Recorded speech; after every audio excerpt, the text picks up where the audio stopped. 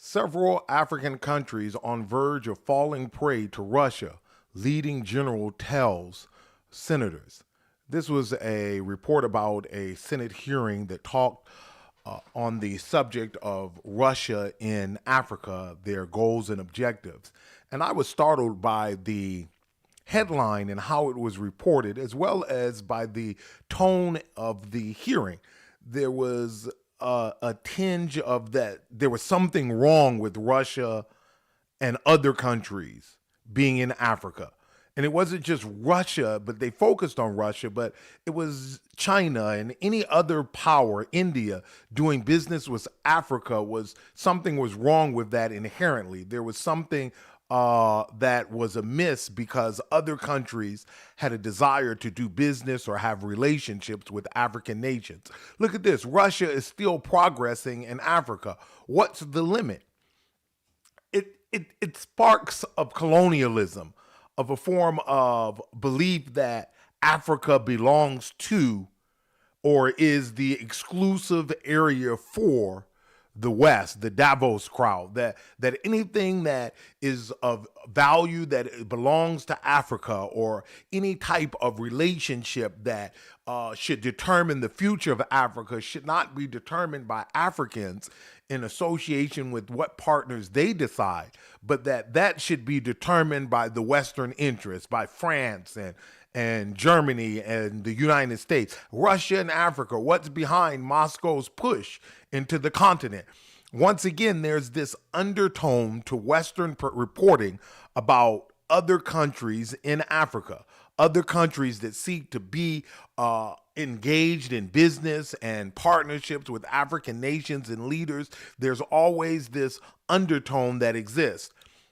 And I want to present to you 4 reasons Russia will continue to succeed in Africa despite the efforts of the West, despite the efforts of the United States, despite the efforts of France to push Russia out. Russia will continue to succeed because of these 4 reasons.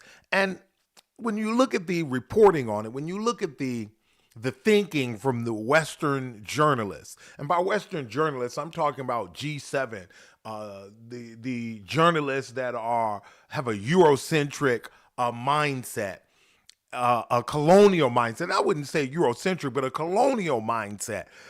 Look at some of the ways in which they describe. While the U.S. led effort to form a global coalition aimed at isolating Russia internationally has indeed strengthened the transatlantic alliance, it has not yet fully convinced the rest of the world, including countries on the African continent, to break ties with Moscow. In fact, many across Africa regard the war in Ukraine as primarily a Western problem and are preoccupied with protecting their own national interests. Even with the war and sanctions straining Russia's economy and defense sector, the Kremlin retains sufficient ties with the continent to challenge Western narratives. And that's the part that I wanted to hone in on. This notion of narratives. What we see is the use of the media. I don't think that the media is all that separate from the government in the West. I think we fantasize and we talk a lot about the separation and holding accountable and First Amendment and freedom of the press. But when we look at it and get right down to it, any reporter that reports against the narrative of the administration, and I wouldn't even say the administration, some would say the deep state, others would call it, but the narrative of the ruling elite, they are driven out of town. If you report a story or report it in terms that are not appealing to the narrative that Russia should not have any friends, that Africa should only depend on Europe and the G7 and the United States for its development, its partnerships, if you report on it in any other way, it's seen as somehow an indictment against the system, and maybe in fact it is that. But you will be ran out of the mainstream media as fast as before you can get your next cup of coffee. You already have a pink slip, and all the stuff in your office will be boxed up. That's how it's approached. But let's take a look at why it is. Let's do something the mainstream media won't do. Let's look at why. Russia and Africa, history of resistance. There's a reason Russia's footprint is growing in Africa. There's reasons behind why Africans, when you saw during some of the unrest, they were waving Russian flags throughout the Sahel region, and they were championing the efforts of Wagner and groups that were against the West or not associated with the West. That's because they have a history, a shared history of resistance, a shared history of problems with Europe and the colonial mindset. Why Russia markets itself as an anti-colonial power to Africans. And this is interesting, this article, because the truth is Russia was an anti-colonial power in Africa. They were the ones on the other side of apartheid. They were the power that was on the other side of colonialism. They were the ones providing resources, weapons, and support and political support to the opposite side of the European colonial regime. And so why now should Russia hide the fact that throughout history they were on the right side when it came to the exploitation of African people, the exploitation of the continent, its resources, and really we talk about massacres and genocide. We talk about cruelty, unparalleled cruelty in history, in the history of humanity. It took place in the colonies in the colonial era in Africa. And it was Russia that landed on the side of the African people.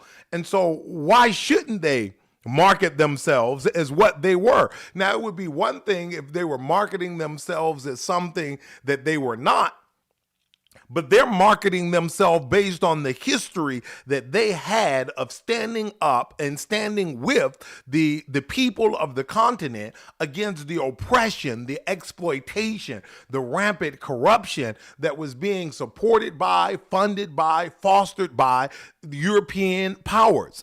And so, when I see headlines like this, it makes me scratch my head. Has this person missed world history class? Are they unfamiliar with the history of the struggle for freedom in Africa, all over Africa against colonialism? Look a little further. The Russian foreign minister's recent tour of Africa may have been unannounced, but it was not unexpected. In his second trip in 8 months, Sergei Lavrov visited Eswatini, Botswana, Angola, and South Africa. In February, he will visit Mali, Tunisia, Mauritania, Algeria, and Morocco. Across the continent, he and his colleagues will likely promote the view, listen to this, not the truth, not the reality, not the history, but the view that Russia is an anti-imperialist force, instrumentalizing positive memories of Soviet support for various African wars of independence against exploitive Western colonialists. Moscow has long used memory diplomacy. Wait a minute. Hold on. Memory diplomacy. You mean history? Memory diplomacy. You mean facts? Memory diplomacy. You mean pointing out who your friends and enemies are? Memory diplomacy. You mean telling the people, reminding people that we were with you when others were against you and exploiting you and chopping off hands and murdering and setting children on fire and starving you and ruining your country and providing support for coups. That's memory diplomacy. I thought that was just recalling history accurately. It's amazing the way in which this stuff is reported. And it's shocking to me because much of it is ahistorical, it's afactual. You see my program all the time when you come on. I point out the fallacies of the Western media, but part of my contention with them, or my point of contention with the Western media, is the fact that it's not factual, it's not historical, it's not based on what has happened, or oftentimes not based on what is currently happening. It's presenting it's mostly propaganda. When you present information that is void of fact, void of data, void of historical context, essentially it's nothing more than propaganda, which is why I say there's no difference between the mainstream media and the governments that sponsor them. There's no difference. We see this revolving door. Individuals in government, in the press office, then they go to media, then they go back to the press office. It's a revolving door that where there is no freedom of press. There is no free press that's reporting accurately historical information and data. When we talk about the relationship between Russia and Africa, when we look at the votes that were taken in the UN, what we notice is that the votes follow a trend line. They follow a pattern of those countries who's had historical support from Russia against the European powers. And so we look at this and it continues on. When we look at the other votes, this was a vote for an immediate end to the war in Ukraine. Look at all of the countries that there were no votes, there were abstaining, as well as absent vote. When you go to the next question that was put before, vote on withdrawal of Russian troops from Ukraine. You see a similar map. And what we'll see as we go on in the program is that those countries that have historic ties, those countries who have fought and had to deal with imperialism, deal with colonialism, and who Russia helped through the decades, they have stuck with Russia even in this time of political upheaval. Attendance at Russia-Africa Summit. Look at all of the countries that attended. The dark countries, dark red is head of states. The little lighter red is head of government or vice president. And then you have represented at a lower level, and then you have the gray who did not attend or participate. But what you see is these are countries that Russia lended significant support to as a result of colonialism in the continent.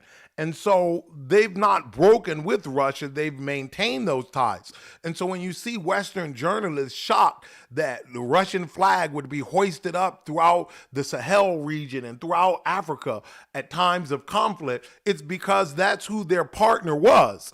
In order for them to earn what little freedom and autonomy they have, it was Russia that came to their aid. The other reason that Russia will succeed in Africa, and this is the second point, is religious oppression. Russia, I saw this article, once again, Russia is waging spiritual war in Africa.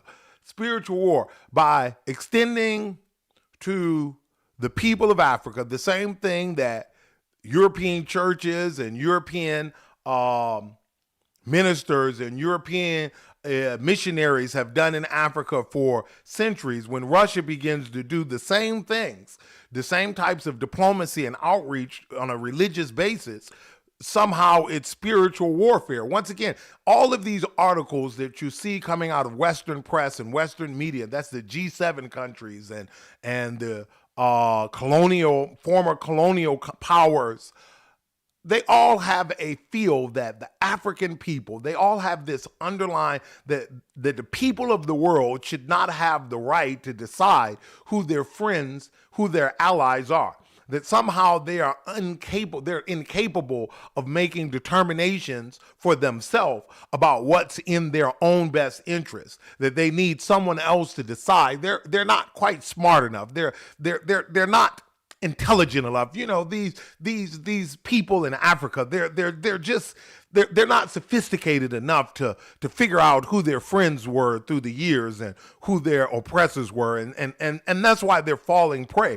But when it comes to religion, I don't see how anyone could have a confusion about why Russia is on a religious basis more appealing than the West. Look what the United States did to Uganda. Uganda accuses the U.S. of pushing LGBT agenda after a new round of sanctions. The United States sanctioned a country not because of anything they did or they mass murder or genocide.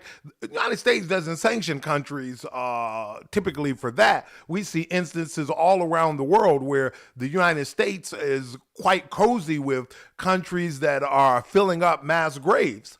But the United States saw fit to sanction Uganda and its leadership because they have a religious position. They have a moral position as to how families should be structured, how relationships should be handled between men and women. That's a local issue of that country. Why should another country be able to go into Africa and tell the African people what God to worship, how to worship that God, what to read? If they want to read the Bible, should they? Why should the United States be able to ban Christianity and their version of Christianity, their belief about Christianity in another country? And to enforce this, you will believe what we tell you to believe. We will back it up with sanctions, with coups, with military intervention. How would you feel? How would any free people, any people who are thinking, respond to that? Would they flock to a country or to a power that is trying to erase their religion, erase their heritage, erase their very identity? Or would they flock to a country that is more in line with their religious and cultural underpinnings of their society? And so you see this notion that it's religious warfare perhaps is just a coalescing of individuals who have similar views about God, similar views about family, similar views about religion, but more importantly, similar views about the use of power. Power, whether it's sanctions for religious purposes, sanctions for military purposes, sanctions for political purposes. The question is, what is the appropriate use of power against individuals who have differences of opinions? And once again, you look at this. Kenya could follow Uganda as East African nations wage war on LGBT rights. Well, they say wage war. I don't know if it's waging war. That's the way certainly the Western media and Western politicians want it to be portrayed. Perhaps it's just them following their religion and codifying their religion into law to combat what they see as an opposing threat. And why is it any business of anyone in the West what they do in their country, what religion they have, and once again, it's this notion that Western society, Western values, and I would I would ask you to look closely at what some of the Western values have produced. Are they really worth exporting around the world? When you look at marriage rates, when you look at divorce rates in Western countries, when you look at children being raised in single-parent households, I would argue that there's something that's amiss in these countries. And perhaps instead of lecturing the world and using sanctions and military intervention to combat the religions of the world, perhaps there should be a self-evaluation that takes place in advance, because the Western family is not in too strong a state as the data easily points out. The other reason why Russia will continue to succeed is defense and security. While European powers have operated, while Western countries, G7 countries, United States, France, have operated throughout Africa, it has not made African nations any more secure.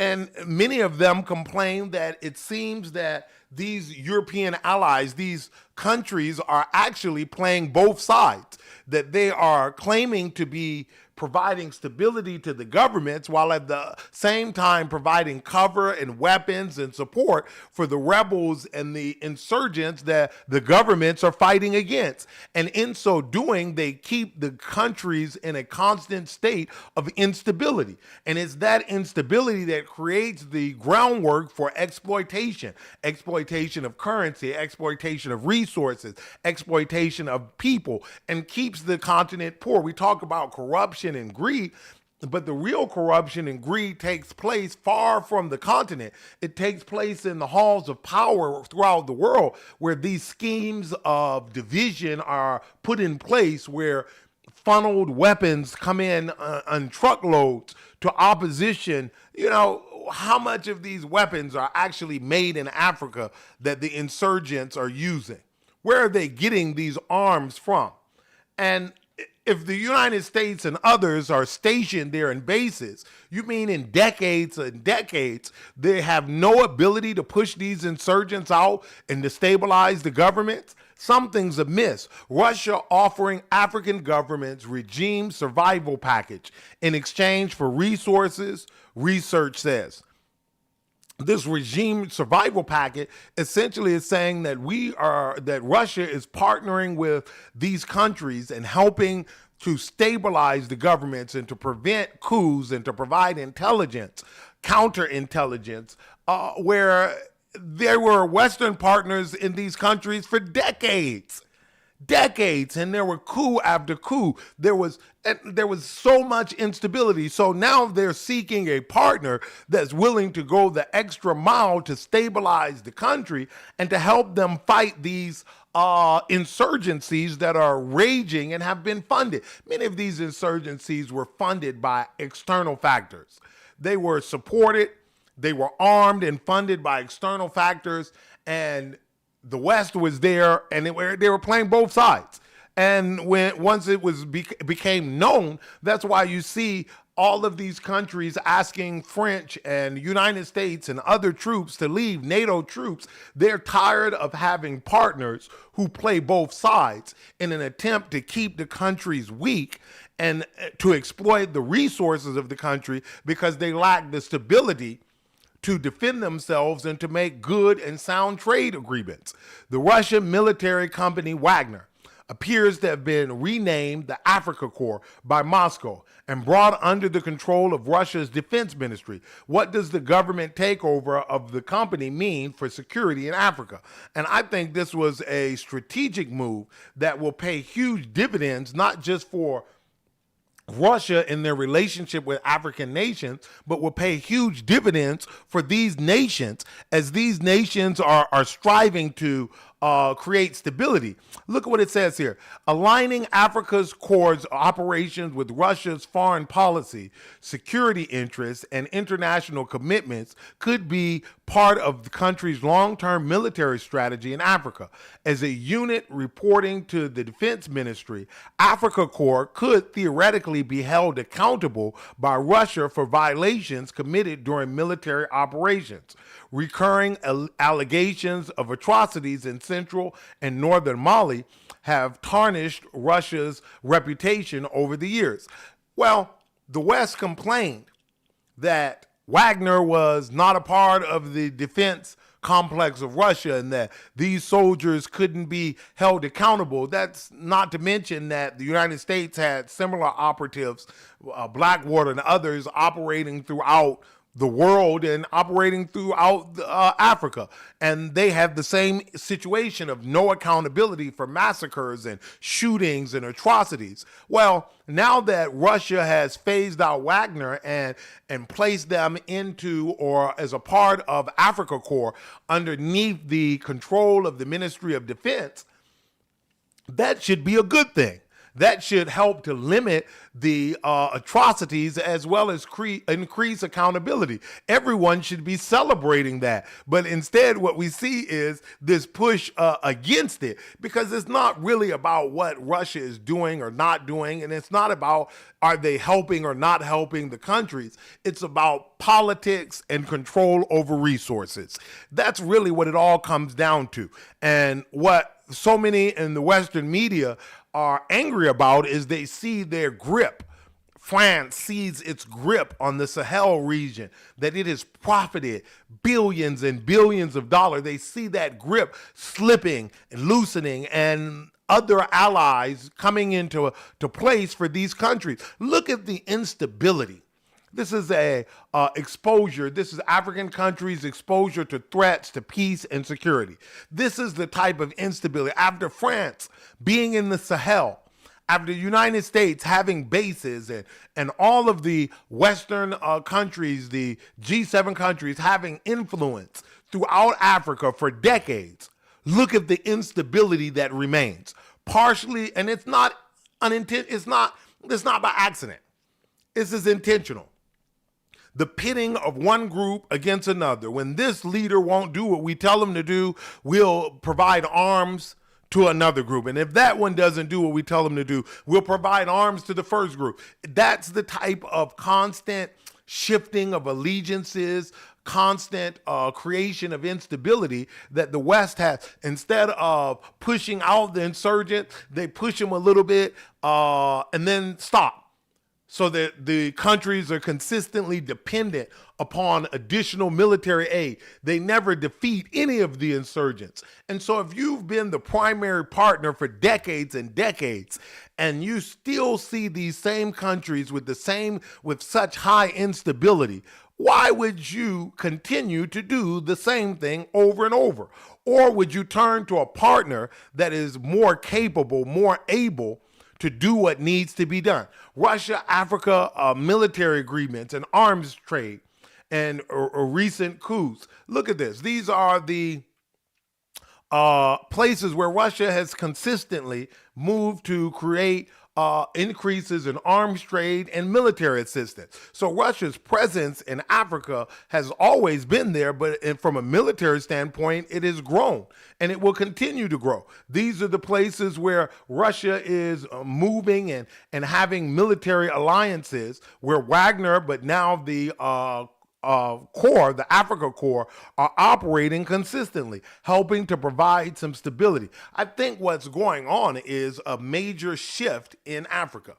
Africa is moving away from its Western allies who have not performed well in assisting them in stabilizing, but have taken massive resources at discounted rates out of the country. And they are moving towards other power centers in the world, i.e. China, India. They're moving towards Russia. And it's not just Russia, but there are others. But primarily when it comes to the defense sector, they're moving towards Russia as their primary ally. And Russia has been a primary ally through the years. But I think they're coming back to where they began. Russia's growing footprint in Africa's Sahel region. When we look at the Sahel region, Russia's Wagner Group expands it into Africa Sahel with a new brand, and that's the Africa Corps. But what we look at with the Sahel region, we see the areas where France was very large. And this is one of the reasons why France is so adamant in its push against Russia, because they are angry that Russia is moving into what they consider their resource bed, their place of primary exploitation. The French government that sees this region as their region to manipulate, their region to exploit, their region to take advantage of. And by Russia working with these countries, and not out of just altruism, there are self-interest associated with it, but it's pushing out French interest in these countries. And so we see this lashing out by Macron over the Ukraine war, this constant lashing out across the spectrum, because the Sahel region, which is where France generates a large portion of its wealth, is now slipping away from them. Look at what Carnegie says. Despite Russia's military struggles in Ukraine, Moscow has not cut back its ambitions in the global south. Over the past year, Russia has doubled down its focus on Africa's Sahel region, a troubled part of the continent that spreads roughly from Senegal to the Red Sea. Through the infamous Wagner mercenary group, Moscow is inserting itself in countries such as Mali and Burkina Faso, and is taking advantage of Western policy missteps, growing anti-European sentiment, and long-standing failures of international and local actors to address the root cause of regional instability. Well, how can you address the root cause of regional instability when you benefit from the regional instability? How can you call it a misstep if it's a planned effort to create instability, to exploit, to take advantage of, to continue to manipulate and extract resources from these areas? There's no accident here. I think the whole world is wising up and seeing what's going on.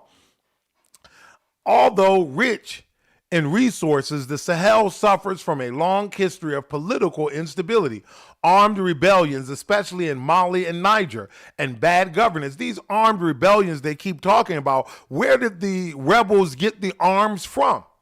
Since gaining independence in the 1960s, countries in the region have faced challenges of state and nation building. Who did they gain independence from? Many of them gained independence from France, but then were required to use currency provided by France. Many of them gained independence from France, but then were required to sell their resources to France at a reduced rate. And so, how can you create stability? How can you claim total autonomy and independence when you're still hampered by the contracts and hampered by the military impact of France in your country long after you gained your supposed independence? These Islamist insurgencies and other insurgencies, where did they get their weapons from? And if France was a true military ally, a true defense and security ally, how is it that decades later, these countries are still unstable in their governance? That's partially because this was a part of the plan to exploit. A stable country cannot be exploited. It has partners. It has the means to defend itself. You can't provide weapons to its adversaries in the hope that they will topple the government and put in a regime that's more favorable. Those things don't happen in stable countries. And so instability was a part of the plan. Now let's go to the fourth point. The fourth reason why Russia will continue to succeed in Africa is economic support. There's a difference between the types of deals that the West makes and the types of deals that Russia and China and others make in Africa. While they are not altruistic, they are self-interested, they don't come with some of the strings that are attached to IMF funds and other development funds. They don't come with an attempt to change the cultural, the ethnic, and the religious makeup of these countries. They are strictly business deals on the basis of business and, to some degree, friendship.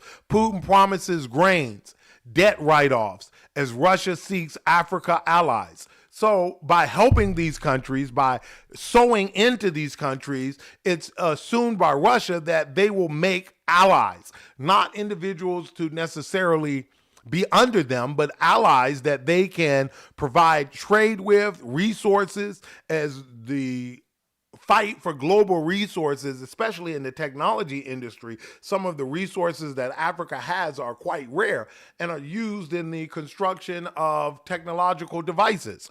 Russian President Vladimir Putin says his country and the African leaders attending a summit in St. Petersburg have agreed to promote a multipolar world. Now, here's the difference. I think here's the rub. Because what Russia and China and others seek is a multipolar world, a world where there's not one power dictating to everyone what should be or shouldn't be. There's not this dictation, this either do it my way or sanctions are coming. Do it my way or we'll give weapons to the enemy. Do it my way or we'll make a coup happen in your country. There's this desire to create a multipolar world, a world order, and fight neocolonialism, as he offered debt write-offs and grain to woo allies. I think that's what's appealing in Africa.